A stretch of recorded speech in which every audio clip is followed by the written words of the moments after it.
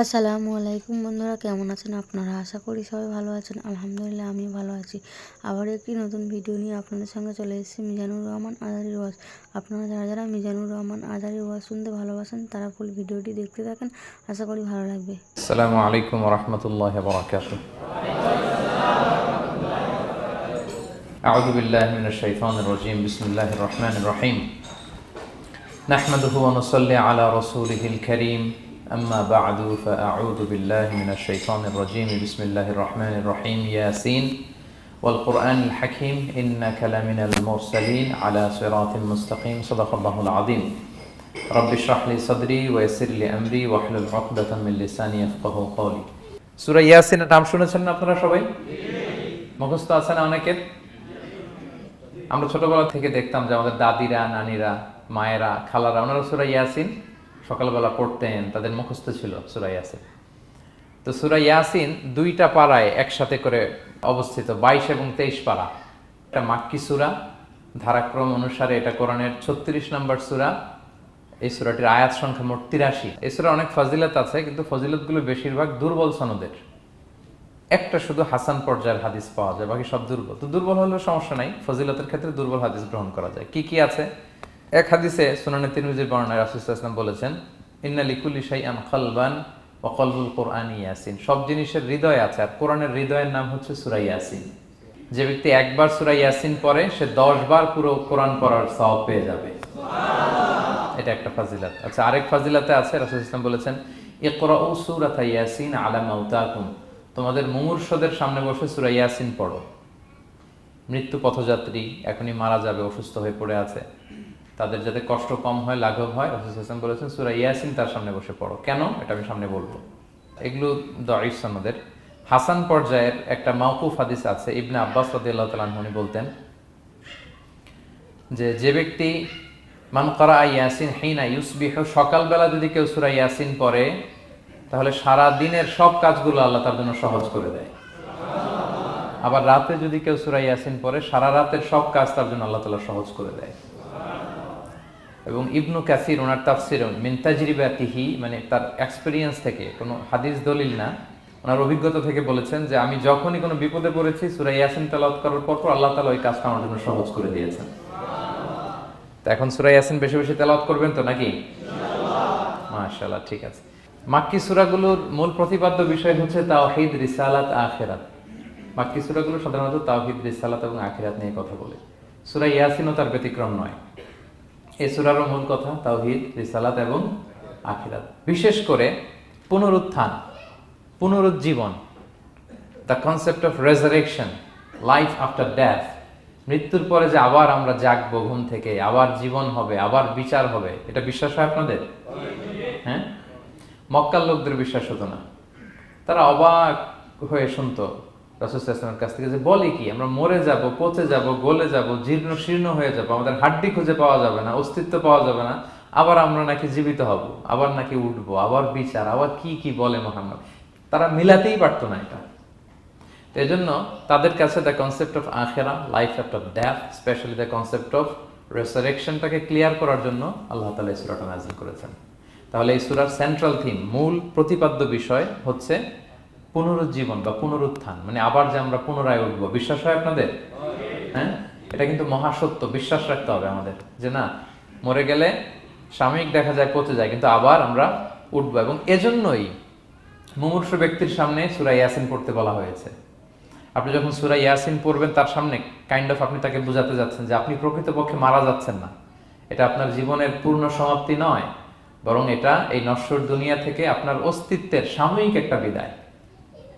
কেউ যে মারা যাচ্ছে, আমার দাদা, আমার বাবা মারা যাচ্ছে, আমরা বিদায় দিচ্ছি, আজীবন হারাই ফেললাম নাকি তারে আমরা? কি সে কি আজীবনের জন্য মিসিং? এটা সাময়িক একটা বিদায়, একটা শর্ট ব্রেক। ওনার অস্তিত্বের এই নশ্বর দুনিয়া থেকে ওনার অস্তিত্বের সাময়িক একটা বিদায়, কিন্তু পরবর্তী দুনিয়ায় তিনি কিন্তু আবার অনন্ত জীবন লাভ করবেন। তার মানে শারীরিক একটা মৃত্যু হচ্ছে, তার রুহের কোনো মৃত্যু নেই, হয় ইল্লিনে নয় সিজ্জিনে। ঠিক কিনা বলেন? আমাদের রুহগুলো কিন্তু মরে না, এটা আল্লাহর অর্ডারে ঢুকেছে, আল্লাহর অর্ডারে বের হয়, হয় ইল্লিনে নয় সিজ্জিনে। বিশ্বাসীদের রুহগুলো ইল্লিনে থাকে, আমাদের রুহগুলো যেন সেখানে থাকে, আমরা আল্লাহর কাছে কামনা করি, আমরা পড়ি আমিন। এজন্যই মৃত ব্যক্তিদেরকে আশাব্যঞ্জক করার জন্য এই সূরার মধ্যে যে কথাগুলো বোঝানো হচ্ছে যে না, আবার আপনি উঠবেন, আবার জীবিত হবেন, আবার আমরা মিলিত হব, বিচারের মুখোমুখি হব, আবার আমরা জান্নাতে একত্রিত হব, আমাদের গেট টুগেদার হবে, আমাদের রিট্রিট হবে। মানে মৃত্যুর মধ্যে আমরা আনন্দ খুঁজে বেড়াই নাকি? হ্যাঁ, মৃত্যু নিয়ে অনেকের কত ভয়, কিন্তু আমরা তো মৃত্যুই একমাত্র ওয়ে যার মধ্য দিয়ে আমরা আমাদের রবের সাথে সাক্ষাতের গেটওয়ে। এটা আল্লাহর সাথে সাক্ষাতের প্রথম ধাপ হচ্ছে আপনাকে দুনিয়া ছাড়তে হবে, এছাড়া কি আল্লাহর সাক্ষাৎ পাওয়া যাবে? যাবে না। এই জন্য মৃত ব্যক্তির সামনে আল্লাহর হাবিব সাল্লাল্লাহু আলাইহি ওয়াসাল্লাম রাহমাতুল লিল আলামিন মুহাম্মদ রাসূলুল্লাহ সাল্লাল্লাহু আলাইহি ওয়াসাল্লাম তিনি সূরা ইয়াসিন তেলাওয়াত করতে বলেছেন। তাহলে সেন্ট্রাল থিম ক্লিয়ার সবার কাছে না? এবার আসেন কিছু প্রাইম লেসন, কোর লেসন সূরা ইয়াসিন থেকে।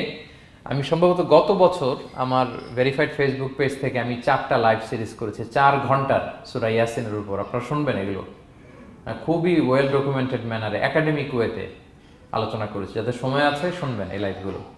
তো আমি এখন শুধু সার নির্যাসটা প্রাইম লেসন বা কোর লেসনগুলো নিয়ে আসি। 1 নম্বর লেসন হচ্ছে আল্লাহ তাআলা বলেছেন যে কোরআনের আয়াতগুলো একটার সাথে আরেকটা well connected, completely well net, এটা ওয়েল প্রোটেক্টেড।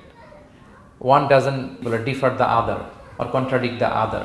কোনো আয়াত আরেক আয়াতের বিপরীতে যায় না, একটা আরেকটার সম্পূরক, পরিপূরক, ওয়েল নেট, ওয়েল কানেক্টেড। এটাই প্রমাণ করে যে এটা কার কাছ থেকে নাজিল হয়েছে? আল্লাহ সুবহানাহু ওয়া তাআলার কাছ থেকে নাজিল হয়েছে। আল্লাহ তাআলা এটাই বলেছেন ইয়াসিন, তারপরে ওয়াল কুরআনিল হাকিম। হাকিম বিমানা মুহকাম, মানে কোরআনের আয়াতগুলো পোক্ত। এটা হচ্ছে completely well net, perfectly connected, একটা আরেকটার সাথে কানেক্টেড। এক আয়াত ইফাসসিরু বা'দুহু বা'দান, এক আয়াত আরেক আয়াতকে ব্যাখ্যা করে।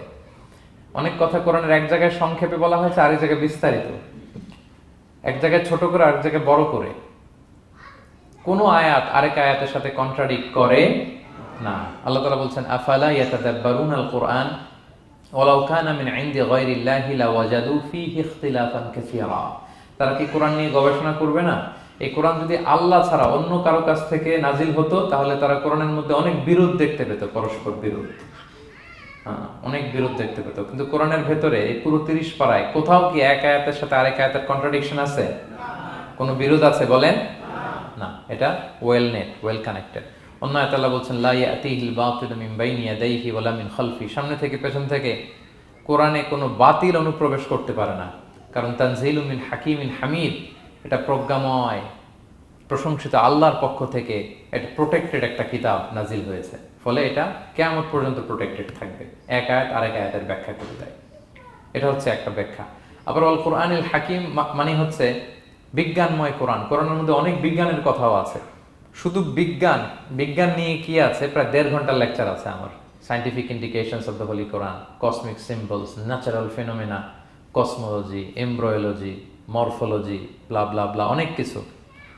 কিভাবে এই পানি উপরে যায়, ওয়াটার সাইকেল, হাইড্রোলজিক্যাল সাইকেল, বৃষ্টি হয়, সূর্য কিভাবে ডোবে ওঠে, চাঁদ, তারপর মহাবিস্ফোরণ, বিগ ব্যাং থেকে শুরু করে মায়ের পেটে বাচ্চার ভ্রূণ কিভাবে ডেভেলপ করে, যত কসমিক সিম্বল আছে কোরআনে, এটা নিয়ে আমার 1.5 ঘন্টার একটা কোরআনের সায়েন্টিফিক ইন্ডিকেশনাল লেকচার আছে। তো সেদিকে আমি যাব না।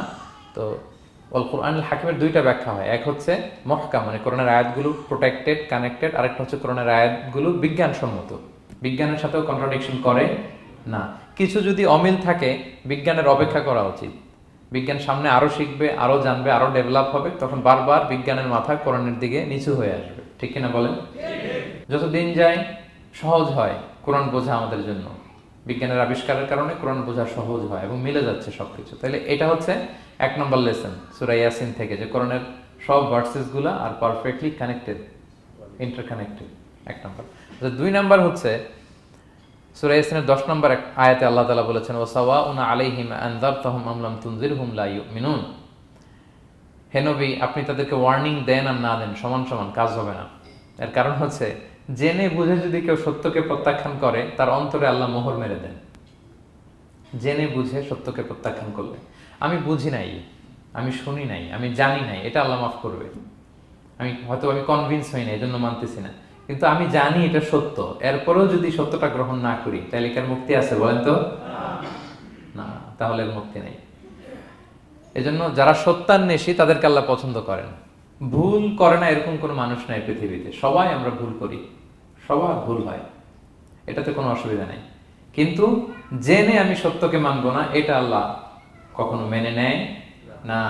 অন্য আয়াতে সূরা বাকারা আল্লাহ বলছেন খতামাল্লাহু আলা কুলুবিহিম ওয়া আলা সামঈহিম ওয়া আলা আবসারিহিম গিশাওয়া ওয়া লাহুম আযাবুন আযীম।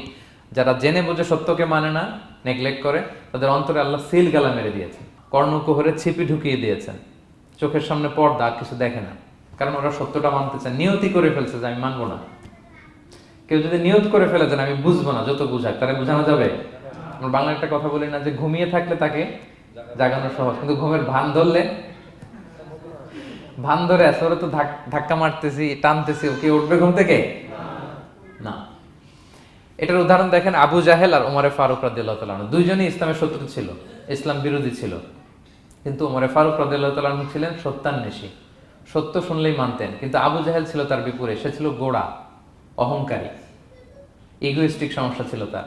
সে জানতো যে আল্লাহর হাবিব সাল্লাল্লাহু আলাইহি ওয়াসাল্লাম আল্লাহর পক্ষ থেকে নাজিল হওয়া আসা একজন রাসূল, কোরআন আল্লাহর পক্ষ থেকে নাজিল হওয়া একটা কিতাব, জানার পরেও সে মানে নাই, ফলে তার নসিবে হেদায়েত জোটে নাই। কিন্তু ওমর ফারুক রাদিয়াল্লাহু তাআলা আনহু কিছুদিন পরেই উনি শাহাদা পড়ে ফেলছেন, এবং রাসূল সাল্লাল্লাহু আলাইহি ওয়াসাল্লাম দোয়া করেছিলেন যে আল্লাহ আল্লাহুম্মা আইজ্জাল ইসলাম বি আহাব্বি হাযাইনি রাজুলাইনি ইনদাক, আল্লাহ দুজন লোকের যাকে তোমার ভাল লাগে তাদের একজনকে ইসলামের ছায়াতলে এনে তুমি ইসলামটাকে শক্তিশালী করো। একজন হচ্ছে আবু জাহাল, আরেকজন হচ্ছে ওমর। আল্লাহ তাআলা কার জন্য দোয়াটা কবুল করেছেন বলেন তো? ওমর ফারুকের জন্য। কারণ ওনার হৃদয়টা সাদা ছিল, সাদা মনের মানুষ, কলবে সালিম, সত্য যেখানে ওইটাই উনি গ্রহণ করতেন, সত্যের সামনে দুর্বল ছিলেন। আর আবু জাহেল জেনে বুঝে সত্যকে প্রত্যাখ্যান করেছেন। সো 2 নাম্বার শিক্ষাটা আমরা যেটা পেলাম, যে জেনে বুঝে সত্য প্রত্যাখ্যান করলে আল্লাহ তার জন্য হেদায়েত বরাদ্দ রাখেন না।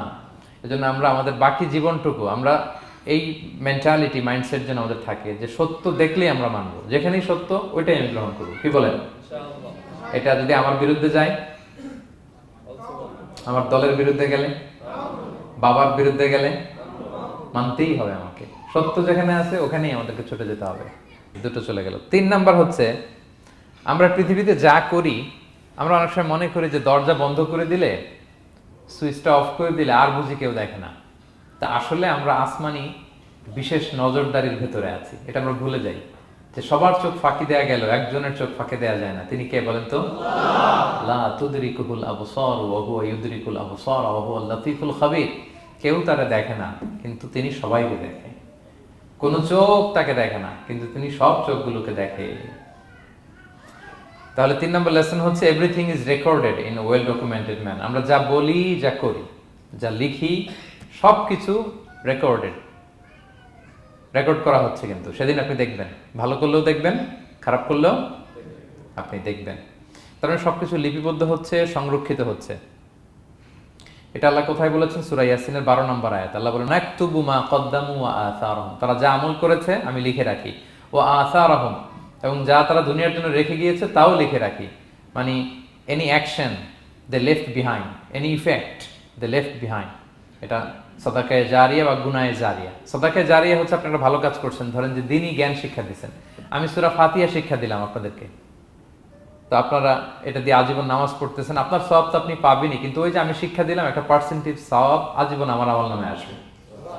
শুধু তাই না, আপনি যে আবার আরেকজনকে সূরা ফাতিহা শিক্ষা দিবেন, সে তার পরবর্তী নেক্সট জেনারেশনকে সূরা ফাতিহা, এইভাবে কিয়ামত পর্যন্ত এই চেইন ধরে সূরা ফাতিহা যত লোক শিখবে তারা তাদের সওয়াব ঠিকই পাবে, কিন্তু তার একটা পার্সেন্টেজ সওয়াব আল্লাহ তাআলা আমার আমল নামায় দিয়ে দিবে।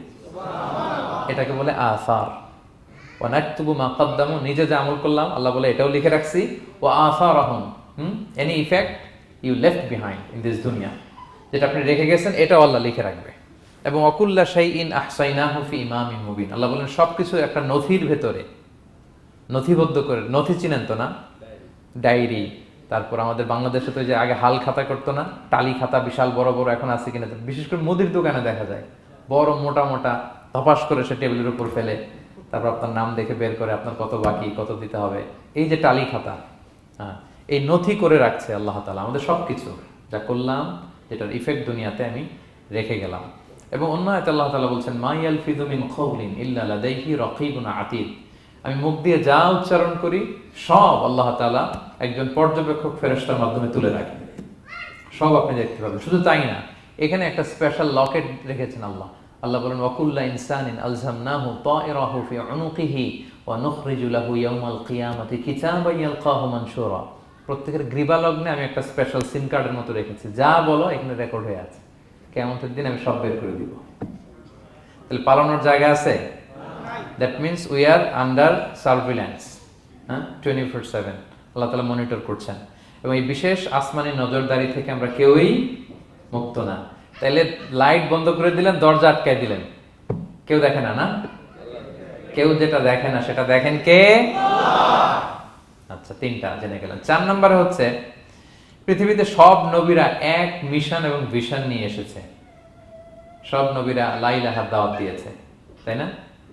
এক আল্লাহর দাওয়াত দিয়েছে। আচ্ছা, কখন কি এমন হয়েছে কোন নবী এসে বলছে যে আল্লাহ একজন, আবার আরেক নবী এসে বলছে না আল্লাহ 2-3 জন হইতে পারে? হ্যাঁ, বলছে? কোন নবী এসে বলেছে মৃত্যুর পর এক জীবন আছে, হিসেব দিতে হবে, পাই টু পাই হিসেব হবে? আরেকজন বলছে না, এরকম নাও থাকতে পারে। এরকম এক নবী এক কথা, আরেক নবী আরেক কথা হয়েছে? এগুলো নবীদের মধ্যে হয়, কবিদের মধ্যে হয়। এক কবি এক কথা বলে, আরেক কবি, এক দার্শনিক এক কথা বলে, আরেক দার্শনিক আরেক কথা, এক রাজনীতিবিদ এক কথা, আরেক রাজনীতিবিদ আরেক। এদের মধ্যে ধাক্কাধাক্কি হয়, কিন্তু নবীদের মধ্যে কথার মধ্যে এগুলো আছে? কারণ তারা মন গড়া কথা বলে না। ওমা ইয়ানতিকু আনিল হাওয়া ইন হুয়া ইল্লা ওয়াহিয়ু ইউহা। তাদের কথা আসে একটা হেডকোয়ার্টার থেকে। হেডকোয়ার্টারটা কার? আসমানি রেভেলেশনের বেসিসে ওনারা কথা বলেন। মন গড়া কোনো নবী কোনো কথা বলেন না। তাহলে 4 নম্বর শিক্ষা হচ্ছে সব নবীর মিশন ভিশন এক। এজন্য তাদের মধ্যে একটা কোঅপারেশন ছিল। সূরা ইয়াসিনে চমৎকার একটা ঘটনা আছে। একটা জনপদের নাম উল্লেখ করা হয়নি, কিন্তু কোন কোন মুফাসসির বলেছেন এটা তুরস্কের আন্তাকিয়া জনপদে আল্লাহ একটা কাজে, দাওয়াতি কাজে 2 জন নবীকে পাঠালেন। কয়জন? 2 জন। কাজ একটা, কিন্তু কয়জন? 2 জন। এরকম সাধারণত অন্য নবীদের ক্ষেত্রে হয় না, কোরআনে পাওয়া যায় না যে এক কাজে এক জায়গায় 2 নবী, এরকম হয় না। এক্সেপ্ট মুসা আলাইহিস সালাম, ওনার কথা বলার জড়তা ছিল, তো উনি আল্লাহকে বলেছেন আল্লাহ আমাকে যেই তাওরাত দিয়ে পাঠালেন আমি তো কথা ক্লিয়ারলি বলতে পারি না, জড়তা, মামলিং হয় আমার মুখে। তো আমার ভাই আখি হারুন আফসাহু মিন্নি লিসান, ও আবার খুব ফ্লুয়েন্ট ছিল। আমি নেতৃত্ব দিব, কিন্তু হারুন ভোকাল দিবে, আপনি তাকে নবী বানায় দেন। মুসা আলাইহিস সালামের দোয়ার বদলতে আল্লাহ হারুন আলাইহিস সালামকে নবী বানাই দিয়েছিলেন। 2 ভাই মিলে ফেরাউনের কাছে দাওয়াতি কাজ করেছে। কিন্তু এছাড়া আর এরকম দেখা যায় না যে এক এলাকায় এক কাজে 2 জন নবী, না। এইখানে দেখা গিয়েছে আন্তাকিয়া জনপদে আল্লাহ এক মিশনে কয়জন নবী পাঠিয়েছেন? 2 জন। আচ্ছা, কিছুদিন পরে আরো একজন, তাহলে হইল কয়জন? 3 জন। এক কাজে এক জনপদে এক এলাকায় মোট 3 জন নবী, কিন্তু এদের মধ্যে কোনো মারামারি নেই। আমাদের দায়ীদের অবস্থা দেখেন তো বাংলাদেশে, মাশাআল্লাহ। আমাদের প্রত্যেক দায়ীদের একই মিশন না? একই মিশন, একই ভিশন, একই লক্ষ্য, একই ডেস্টিনেশন, কিন্তু কত বিভেদ, কত বিরোধ দেখেন। আল্লাহ তাআলা সূরা ইয়াসিনের 14 নম্বর আয়াতে বলছেন ইদ আরসালনা ইলাইহিম মুসনাইন, প্রথম 2 জন নবী পাঠালাম একটা মিশনে, ফাআজ্জাজনা বিসালিস, এবং 3য় জন দিয়ে আরো এদেরকে মজবুত করলাম, ফাকালু ইন্না ইলাইকুম মুরসালুন, তারা যে 3 জন একই কথা বলল যে আমরা রাসূল হয়ে এসেছি। তাহলে দেখেন নবীদের মধ্যে পারস্পরিক শ্রদ্ধাবোধ ছিল। বড় নবী ছোট নবী, প্রধান বক্তা দ্বিতীয় বক্তা তৃতীয়, এগুলো ছিল না। এই 3 নবীর মধ্যে প্রধান নবী, দ্বিতীয় নবী, তৃতীয় নবী আছে নাকি? না। 3 জন একই মিশনে, একই ভিশনে, কোঅপারেশনে তারা এগিয়ে গিয়েছে। তো দেখেন আমরা যারা কোরআনের দায়ী, আমরা তো নবীদের কাজটাই করি, ফলে আমাদের মধ্যে এই কোঅপারেশন থাকতে হবে, এই রেসপেক্ট থাকতে হবে। আমি ব্যক্তিগতভাবে খুবই লজ্জিত যে আমাদের এই দাওয়া অঙ্গনটাকে আমরা কলুষিত করে ফেলেছি। আমরা অন্য আলেমকে, অন্য দায়ীকে তুচ্ছ করা, তাচ্ছিল্য করা, ছোট করা, হেয় করা, তাকে বাতিল করা, নাকচ করা, এরকম আমরা করে থাকি। আমি একাই ইসলামের মুখপাত্র, আমি যা বলবো এটাই, এটা ঠিকাদারি আমার কাছে, এরকম একটা মেন্টালিটি আছে না? এটা নবীদের মাইন্ডসেট এরকম ছিল না। ওনারা কোঅপারেশনে, কোলাবোরেশনে কাজ করতেন, পার্টনারশিপে, একে অপরের প্রতি রেসপেক্ট ছিল। কোনো নবী আরেক নবীর বিসৎকার করে নাই, কিন্তু আমরা এক দায়ী আরেক দায়ীকে কাফের বলতেও তো আমরা দ্বিধাবোধ করি না, কি বলেন? আল্লাহ তাআলা আমাদেরকে বোঝার তৌফিক দান করুন। 5 নাম্বার, নবীদের কাজ হচ্ছে আল বালাগুল মুবিন, ক্লিয়ার কমিউনিকেশন, শুধু পৌঁছে দেয়া, বাণীবাহকের কাজ করা। আল্লাহ তাআলা বলছেন ওমা আলাইনা ইল্লাল বালাগুল মুবিন। ওই 3 জন নবী যখন বুঝালেন, তারা এলাকাবাসী মানে না, রিজেক্ট করলো, কিন্তু তারা বললো যে আমাদের কাজ হচ্ছে পৌঁছে দেওয়া, মানবা কি মানবো না এটা তোমাদের কাজ। আমাদের কাজ কি? আল বালাগুল মুবিন, কোরআনিক টার্মিনোলজি, মানে হচ্ছে ক্লিয়ার কমিউনিকেশন, আমাদের কাজ পৌঁছে দেওয়া, এর বেশি কিছু না। আমরা অনেক সময় একটু জবরদস্তি করতে চাই, জোরাজুরি করতে চাই, এই নামাজ পড়ো না কেন, তাকে জোরাজুরি করা, দাঁড়িয়ে রাখানো, জোরাজুরিতে বেশি কাজ হয় না। আপনি পাওয়ারফুল মেসেজ দিবেন, ইনফ্লুয়েন্স করবেন, এতেই আল্লাহ হেদায়েত দিবে। কারণ হেদায়েতটা নিয়ন্ত্রণ করেন একমাত্র কে? এখানে আর কারো হাত নাই, এমনকি নবীরও না। কোন নবীও চাইলে কাউকে হেদায়েত দিতে পারে আল্লাহর হাবিব সাল্লাল্লাহু আলাইহি ওয়াসাল্লাম মক্কাবাসীদের পেছনে ঘুরতে ঘুরতে পেরেশান। উনি তো রহমতের নবী, উনি ভাবতেছিলেন হায়রে একটু যদি আমার কথা মানতো তাইলেই তো জাহান্নাম থেকে বেঁচে যায়, আর একটু দাওয়াত দেই, সকালে দেই, দুপুরে দেই, বিকেলে দেই, রাতে দেই। তাদের পিছনে ঘুরতে ঘুরতে রাসূল সাল্লাল্লাহু আলাইহি ওয়াসাল্লাম পেরেশান হয়ে যেতেন। আল্লাহ তাআলা সূরা কাহফে আয়াত নাযিল করলেন, ফালা আল্লাকা বাকিউন নাফসাকা আলা আসারিহিম ইল্লাম ইউমিনু বিহাদাল হাদীসি আসাফা। নবী, ওরা যদি শুনতে না চায়, আপনি তো ওদের পিছনে ঘুরতে ঘুরতে পাগল হয়ে যাচ্ছেন বোধহয়, না রেখে দেন, মানলে মানুক, না মানলে নাই। হেদায়েত দেওয়ার মালিক হচ্ছে আমি। ফাযাক্কির ইন্নামা আনতা মুযাক্কির, আপনি শুধু স্মরণ করিয়ে দেন, উপদেশ দেন। লাস্তা আলাইহিম বিমুসাইতির, আপনি বল প্রয়োগ করতে আসেন, আপনাকে দারোগা বানাই পাঠাইনি আমি, আপনি শুধু পৌঁছে দিবেন। এমনকি রাসূল সাল্লাল্লাহু আলাইহি ওয়াসাল্লাম ওনার চাচা আবু তালেবের হেদায়েতের জন্য অনেক ট্রাই করেছেন, কিন্তু হেদায়েত নসিব হয়েছে বলেন? কারণ ইন্নাকা লা তাহদি মান আহবাবতা ওয়ালাকিন্নাল্লাহ ইয়াহদি মান ইয়াশা। নবী, আপনি যাকে চান তাকে হেদায়েত দিতে পারবেন না। তাহলে আমাদের যারা দাঈ, আমাদের কাজ কি? পৌঁছে দেওয়া। বলেন তো, কাজ কি? নাকি বল প্রয়োগ করা, জোরাজুরি করা? মাশাআল্লাহ। 7 নাম্বার লেসন হচ্ছে, এই পৃথিবীর সবকিছু আইন মানে কার? বলেন তো? আল্লাহর। ইচ্ছায় অনিচ্ছায় সবকিছু আল্লাহর আইন মানে, আমরা ছাড়া শুধু। আকাশ, জমিন, বাতাস, বৃষ্টি, মেঘমালা, পাহাড়, সাগর, নদী, সূর্য, চন্দ্র, সব আইন মানে কার? আল্লাহর আইন মানে। সে কথা আল্লাহ বলছেন, ওয়াশ-শামসু তাজরি লিমুস্তাকাররিল লাহা, আমি সূর্যের জন্য একটা গতিপথ দিয়েছি, কক্ষপথ, অক্ষপথ, সে ওইদিকেই ঘুরে, ওরা ঘুরতে বলছে ও ঘুরে, এর কোনো ব্যত্যয় নাই। যালিকা তাকদীরুল আজিজিল আলিম, এটা আমি আল্লাহ ফিক্স করে দিয়েছি। ওয়াল কামারা কাদ্দারনাহু মানাজিলা হাত্তা আদা কাল উরজুনিল কাদিম, আর চাঁদকে আমি 30টা মঞ্জিল দিয়েছি। দেখবেন চাঁদ কিন্তু এক জায়গায় উদিত হয় না, 30 দিনে 30 জায়গায়, পুরো মাস ব্যাপী এদিক থেকে ওদিকে শুধু ঘুরে। এটা আল্লাহ ফিক্স করে দিয়েছে, এটা ওর বিধান। আমাদের জন্য কোরআন বিধান হিসেবে দিয়েছে, আমরা মানি না, কিন্তু প্রত্যেক প্রাণীর জন্য, সৃষ্টির জন্য যে বিধান আল্লাহ ফিক্স করেছেন ওরা ওইটাই মানে, এর একটু অ্যাকচুয়াল পরিমাণ ডান ব্যয় করে না। সুবহানাল্লাহ, সুবহানাল্লাহ। সো জগতের সবকিছু আল্লাহর দেয়া বিধান মেনে চলে, কারণ গোটা জগৎটাই তো তার। গোটা জগৎটা কার বলেন? ফলে আইনও চলবে তার। আমরা যেন আল্লাহর সবগুলো আইন মেনে চলি। 8 নাম্বার হচ্ছে, এই যে আমরা জান্নাতের কথা শুনি, কিয়ামতের কথা শুনি, আখিরাতের কথা শুনি, একদিন আমরা এটা চাক্ষুষ দেখতে পাবো, তখন আমাদের এই বিশ্বাসটা আরো প্রগাঢ় হবে। মৃত্যুর পরে যে আমাদের লম্বা ঘুম, এই আমাদের নিদ্রা ভঙ্গ যেদিন হবে, সেদিন আমরা সব দেখতে পাবো, চাক্ষুষ কিয়ামতের সবকিছু। সেটা আল্লাহ তাআলা বলছেন, নুফিখা ফিস সূরি ফাইদাহুম মিনাল আজদাসি ইলা রাব্বিহিম ইয়ানসিলুন, ইসরাফিলের সিংহার ফুৎকারে সেদিন সব মানুষ জেগে উঠবে। আপনারা ইসরাফিল আলাইহিস সালামের নাম শুনেছেন? কে উনি? একজন ফেরেশতা। উনি বড় একটা সিংহায় ফুৎকার দিবেন। সৃষ্টির পর থেকে আল্লাহ ওনাকে একটা কাজের জন্য অ্যাসাইন করেছেন, শুধু ফু দিবে 3টা। কয়টা? আর কোনো কাজ আছে? দ্যাটস ইট, দ্যাটস ইট, শুধু 3টা ফু দিবে 3 বারে। ঠিক যে মুহূর্তে আপনারা এখন কথা শুনছেন, এই মুহূর্তে উনি ওই ট্রাম্পিট সিংহা নিয়ে আরশের দিকে তাকায় আছে, কখন আল্লাহর আদেশ আসে 1 সেকেন্ডের জন্য দেরি না, চোখের পলক যাতে দেরি না হয়ে যায়, তাকিয়ে আছেন উনি। ফুৎকার দিবে তো কবর থেকে মানুষগুলো উঠবে। মিনহা খালাকনাকুম ওয়া ফিহা নুঈদুকুম ওয়া মিনহা নুখরিজুকুম তারাতান উখরা, এই কথাই আল্লাহ এই সূরাতে বলেছেন। তো মানুষ যখন উঠবে, কারো ঘুম হবে 50 বছর, কারো 500 বছর, কারো 5000 বছর, কারো 5 লক্ষ বছর। পৃথিবীতে প্রথম নিহত হয়েছে কে জানেন? হাবিল, আদম আলাইহিস সালামের ছেলে হাবিল পৃথিবীর প্রথম মারা গেছে। সে, তার ঘুমটা কত লম্বা বলেন তো? সে কত হাজার বছর, লক্ষ বছর বেচারা ঘুমাচ্ছে, হ্যাঁ, তার কবরে। তো এই সব সিংহার ফুৎকারে সব কবর থেকে উঠবে। ক্বালু ইয়া ওয়াইলানা মান বাআসানা মিন মারকাদিনা হাযা, কিরে কে ভাঙালো এই লম্বা ঘুমটা? সবাই তো ঘুমাচ্ছিলাম। হাযা মা ওয়া'দার রহমান, ফেরেশতারা বলবে এইটাই সেই দিন যেটা বিশ্বাস করো না এই দুনিয়াতে। ওয়াজ নসিহত হইলে তো তোমরা মানতা না, বলতা এগুলো কিছু নাই। আজকে সেই দিন। সাদাকাল মুরসালুন, রাসূলরা সত্যই বলেছেন। ওই দিন মানুষ চাক্ষুষ কিয়ামতকে অবলোকন করবে। 9 নম্বর শিক্ষা হচ্ছে, তখন আল্লাহ তাআলা বিচার প্রতিষ্ঠিত করবেন। ওই বিচারে আল্লাহ কাউকে ঠকাবেন না।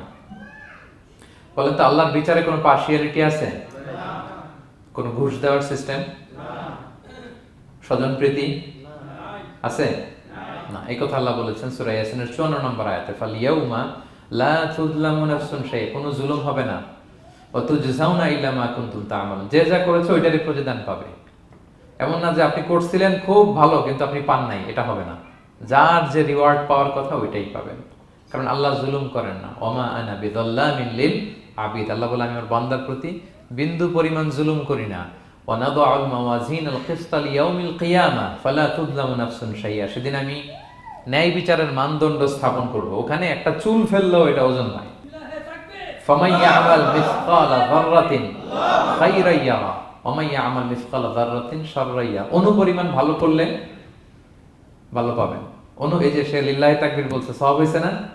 সে ওই দিন আমলনামায় দেখবে কি রে, অমুক এক মাহফিলের মধ্যে আমি লিল্লাহি তাকবীর বলছিলাম, এইটার এতগুলা সওয়াব। তারপরে এই যে আপনারা আল্লাহু আকবার বলছেন, এতে সওয়াব হইছে না? এরকম ছোট্ট ছোট্ট প্রতি মুহূর্তে একজন রাস্তা চেনে না, রাস্তা দেখাই দিলেন, একজন একটা ভালো উপদেশ দিলেন। হ্যাঁ, এইভাবে ছোট্ট ছোট্ট যত ভালো কাজ সব পাবেন, ছোট্ট ছোট্ট খারাপ কাজ সব সেদিন পাবেন, কোনো জুলুম হবে না। আচ্ছা, 10 নম্বর শিক্ষা হচ্ছে যারা জান্নাতে যাবে, জান্নাতের একটা ফিচার হচ্ছে, মেজর ফিচার, জান্নাতে যে জান্নাতীরা যা চাবে তাই পাবে, কোনো না নাই সেখানে, যার যেটা মনে চায়। এটা সূরা ইয়াসিনের 57 নম্বর আয়াত আল্লাহ বলেছেন, লাহুম ফিহা ফাকিহা ওয়া লাহুম মা ইয়াদদাউন, সেখানে অজস্র অঢেল সুস্বাদু মুখরোচক ফলমূল থাকবে। দুনিয়াতে এক ফলে এক মজা, আনারসের মজা তরমুজে নাই, তরমুজের মজা আমে নাই, আমের মজা বাঙ্গিতে নাই, বাঙ্গির মজা কাঁঠালে নাই, কাঁঠালের মজা ডুরিয়ানে নাই। যেইটা খাবেন ওইটা স্বাদ। জান্নাতে এক ফলের ভেতরে 1000 রকমের স্বাদ আল্লাহ ঢুকাই দিবে। আচ্ছা, দুনিয়াতে যে কমলা খান, কমলার ছোলা খান, হ্যাঁ, ডাব যে খান, ডাবের ছোলাটা খান, শুধু পানি, ওইখানে ডাবের চেয়ে ডাবের ছোলা মজা লাগবে। কমলার চেয়ে কমলার ছোলা হবে আরো সুস্বাদু, মানে ওইটার ফিচারের সাথে দুনিয়ার ফিচারের কোনো তুলনাই হয় না, নো কম্পারিজন। যা চাবে তাই পাবে। ইয়াসিনের 11 নম্বর শিক্ষা হচ্ছে সেদিন নিজের হাত পা নিজের বিরুদ্ধে সাক্ষী দিবে যারা জাহান্নামে যাবে।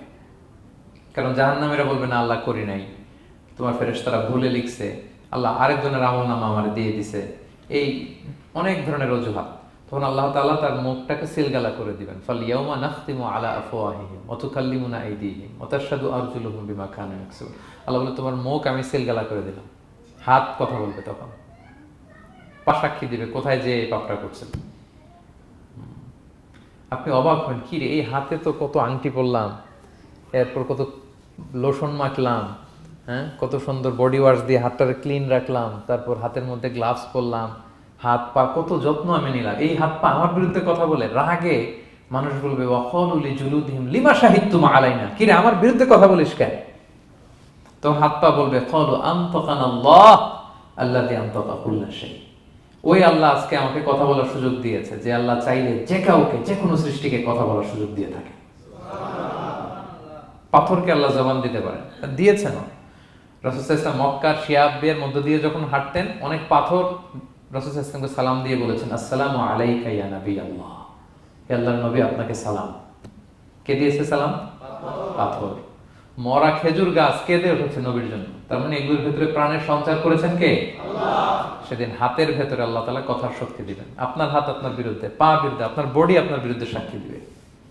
সো খবরদার, অতটুকু পাপ করি যতটুকু পাপের শাস্তি বহনের ক্ষমতা আমার আছে, একটু হিসাব মিলিয়ে নিই আমরা।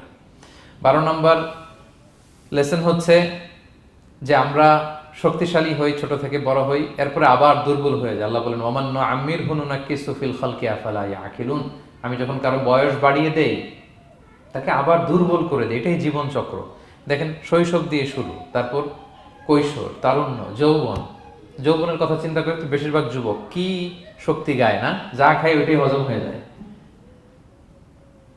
ওভারটাইম করতে পারি, লাগাতার কাজ করতে পারি, মানে অনেক ক্যাপাসিটি। কিন্তু সেই আপনি যখন 60, 70, 80-তে যাবেন আর পারা যায় না, তখন একটা লাঠি লাগে। কি লাগে? আরো বাড়লে 90 যখন হয়ে যায়, 100, তখন ওই যে ছোট বাচ্চারা ওরা যা বলতেছে এরকম, ওরা যেরকম বোঝে না ওইরকম বোঝে না। বাচ্চাদেরকে এদিকে খাবার দিলে দেখবেন যে এদিক দিয়ে পড়তেছে মসজিদ। ওই মুরব্বীরও এরকম, বাচ্চাদের প্যাম্পাস পরানো লাগে, যেখানে রাখে পেশাব পায়খানা, মুরব্বীরাও এরকম 90, 80 এদেরও পরানো লাগে, এদেরও আর কন্ট্রোলটা থাকে না। তাহলে দেখেন this is our life cycle. এভাবেই তারুণ্য, যৌবন, প্রৌঢ়ত্ব, এরপর আবার বার্ধক্য। আল্লাহ বলে এরপরও তোমরা বুঝবা না? এটাতে আল্লাহ বুঝাতে চাইলেন যে আল্লাহ এক দেহে এত রূপ আনতে পারে, সে আল্লাহকে আবার তোমাদেরকে জীবিত করতে সক্ষম না? কারণ এই সূরার মূল কথা হচ্ছে পুনরুজ্জীবন, রেসারেকশন। আল্লাহ বারবার ঘুরিয়ে ফিরিয়ে নানা আয়াত দিয়ে বুঝাতে চাচ্ছেন যে আমি তোমাদেরকে আবার পুনরায় জীবিত করতে পারি। তো যে আল্লাহ এত কিছু করতে পারে, সে আবার আমাদেরকে জীবিত করতে পারে না? বলেন। আচ্ছা, 13 নম্বর শিক্ষা হচ্ছে অতীত ভুলে যাওয়া। এটা আমাদের জীবনের জন্য অনেক বড় বোকামি। আমরা ভুলে যাই অনেক সময় আমরা কি ছিলাম, কোথায় ছিলাম, ভুলে যাই। আল্লাহ বলেন আওয়ালাম ইয়ারাল ইনসানু আন্না খালাকনাহু মিন নুতফা ফাইদা হুয়া খাসীমুম মুবিন। মানুষ কি দেখে না যে ওদেরকে আমি কোত্থেকে সৃষ্টি করছি? দেখেন আমাদের এত বড় বাড়ি গাড়ি, আমাদের এত নাম যশ খ্যাতি, আমরা আদিতে কি ছিলাম? সামান্য এক ফোঁটা বীর্য। বাবার পিঠ থেকে মায়ের গর্ভে ছোট্ট একটা পানি থেকে আমাকে সৃষ্টি করেছেন কে? আল্লাহ। এই সৃষ্টির আগে তো কিছুই ছিলাম না। আপনার বয়স এখন 50। আচ্ছা, 500 বছর আগে আপনি কই ছিলেন বলেন? আপনার দাপটে তো আজকে থাকা যায় না এই পৃথিবীতে। সব নাকি আপনার, এরকম বলে না? সব আমার, আমার পাওয়ার, আমার ক্ষমতা। আজ থেকে জাস্ট 500 বছর আগে আপনি কই ছিলেন? আপনার কোনো নাম ছিল? আপনার কোনো গ্রাম ছিল? কোনো অ্যাড্রেস ছিল? কোনো খ্যাতি ছিল? দাপট ছিল? লোক লস্কর কিছু ছিল? ক্ষমতা আসলো কোত্থেকে আপনার? আল্লাহ বলে হাল আতা আলাল ইনসানি হিনুম মিনাদ দাহরি লাম ইয়াকুন শাইআম মাযকুরা। মানুষকে দেখে না যে একটা সময়ও কিছুই ছিল না? কিছুই তো ছিল না। তুমি অস্তিত্বহীনতা থেকে তোমার অস্তিত্ব আল্লাহ দিলেন দয়া করে, ছোট্ট ছোট্ট করে মায়ের পেটে এতটুকু থেকে।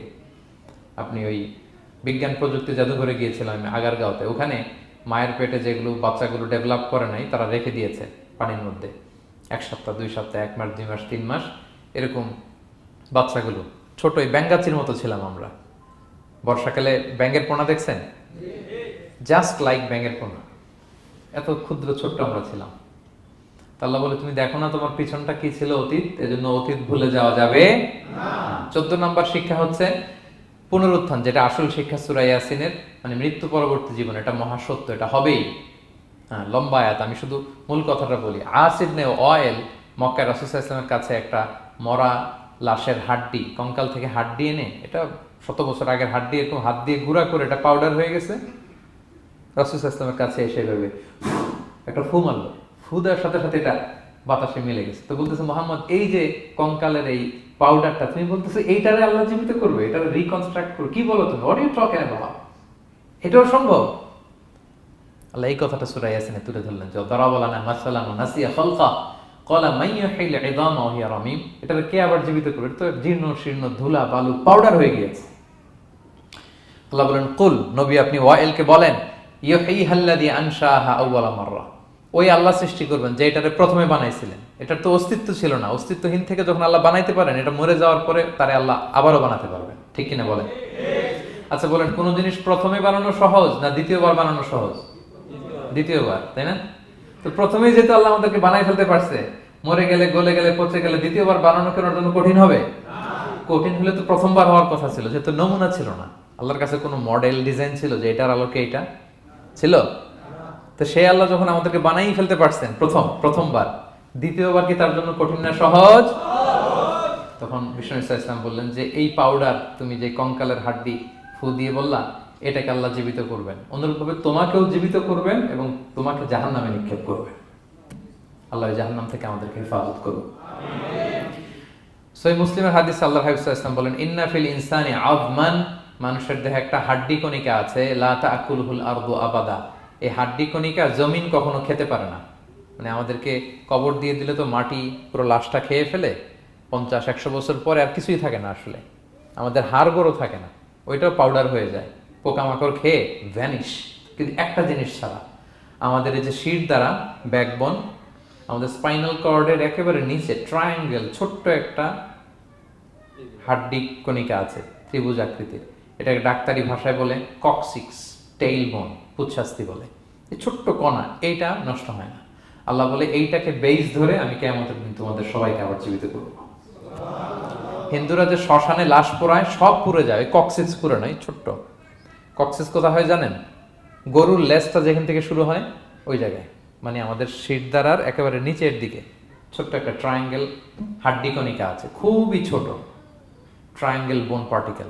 এটা থেকে আল্লাহ সৃষ্টি করবে। এটা বিমানের ব্ল্যাক বক্সের মতো, বিমান জ্বলে পুড়ে যায়, সাগরের নিচে গেল ব্ল্যাক বক্স কিছু হয় না। জানেন যে MH কত 370 ওই যে ডুবলো, যে ভারত মহাসাগরের নিচ থেকে 3 দিন সিগন্যাল দিচ্ছিল ব্ল্যাক বক্স, এরপর এটার ব্যাটারিও নাই, আর দিতেও পারে নাই, দেখেন সব ধ্বংস হয়ে যায়। ব্ল্যাক বক্স থেকে বিমানের সর্বশেষ কি হয়েছিল ইনফরমেশন গুলো পাওয়া যায়, ওইটা নষ্ট হয় না সাধারণত বিমানের। এই আল্লাহ তাআলা এই ব্ল্যাক বক্স দিয়ে দিয়েছেন আমাদের পেছনে, আজবুল জানাব। এখান থেকে আল্লাহ তাআলা সেদিন আমাদেরকে রিকনস্ট্রাক্ট করবেন। তাহলে পুনরুত্থান, আবার যে আমরা জীবিত হবে, এটা বিশ্বাস হয় আপনাদের? হয়। এটা করতে আল্লাহ কিছুই লাগে না, শুধু কুন বললেই হয়ে যায়। কি বললে? এই কুন কথা দিয়ে আল্লাহ তাআলা শেষ করেছেন সূরা ইয়াসিন। আল্লাহ বলেন যে আল্লাহর যে অসীম ক্ষমতা, এটা শুধু কুন বললেই হয়। ইন্নামা আমরুহু ইযা আরাদা শাইআন আইয়াকুলা লাহু কুন ফায়াকুন। কুন হও, ফায়াকুন হয়ে যায়। বি ইট ওয়াজ, হও বলতে হয়ে যায়। তাই বলে কি আল্লাহ হও বলাটাও জরুরি না, তিনি হও বলারও মুখাপেক্ষী না। দুনিয়াতে আমাদের বোঝানোর জন্য তিনি বলছেন যে আমি কুন বললেই হয়ে যায়, ওনার কুনও বলা লাগে না, চিন্তা করা মাত্রই হয়ে যায়। ফাআলুল লিমা ইউরিদ, তিনি যা ইচ্ছা তাই করতে পারেন। সো সে আল্লাহকে যেন আমরা ডাকি, তার কাছে যেন আমরা ফরিয়াদ করি, আমাদের মনের আকুতি, চাহিদা, প্রার্থনা তার কাছে যেন আমরা নিবেদন করে পেশ করি। আল্লাহ তাআলা আমাদের সবাইকে কথাগুলো বোঝার ও আমল করার তৌফিক দান করুন। হাদা মা ইনদি ওয়াল ইলমু ইনদাল্লাহি আলাইহি তাওয়াক্কালতু ওয়া ইলাইহি উনীব। আসসালামু আলাইকুম ওয়া রাহমাতুল্লাহি ওয়া বারাকাতুহু। ভিডিওটি ভালো লাগলে একটি লাইক, কমেন্ট ও শেয়ার করে পাশে থাকবেন বন্ধুরা। যারা যারা শেষ পর্যন্ত ভিডিওটি দেখেছেন তাদের জন্য অনেক অনেক ভালোবাসা থাকলো বন্ধুরা। আরও নতুন নতুন ভিডিও পেতে চ্যানেলটিকে সাবস্ক্রাইব করে পাশে থাকবেন বন্ধুরা। ভালো থাকবেন, ধন্যবাদ।